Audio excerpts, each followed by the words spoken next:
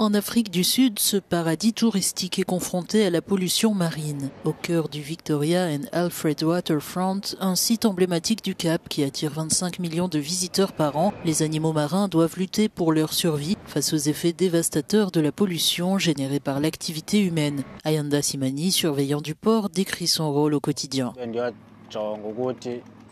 Chaque matin, je me rends sur les plateformes pour vérifier le nombre de phoques présents et voir s'il y a des phoques blessés.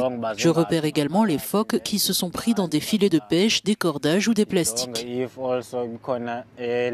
Phoques, otaries, loutres, oiseaux marins sont autant d'espèces menacées par la pollution. Grâce au travail invisible mais essentiel des surveillants du port, la faune peut encore s'épanouir à quelques mètres seulement de l'effervescence humaine. Les phoques sont comme des messagers de l'océan, de véritables indicateurs de la pollution marine. Dans notre port, nous voyons arriver de nombreux phoques coincés dans des anneaux en plastique.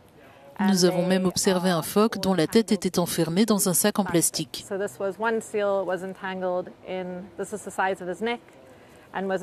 Malheureusement, ces animaux joueurs et curieux ont l'habitude de nager en s'amusant avec les algues et en les faisant tournoyer ou s'enrouler autour de leur corps. Ils ne se rendent pas compte que s'ils jouent avec du plastique dans l'océan, celui-ci s'enroulera autour de leur tête et ils se retrouveront dans la capacité de s'en défaire. Depuis 2018, les agents portuaires du Cap ont opéré plus de 500 sauvetages d'animaux marins. À l'échelle planétaire, chaque année, 8 millions de tonnes de déchets plastiques rejetés dans les océans sont responsables de la mort d'environ 100 000 mammifères marins par an.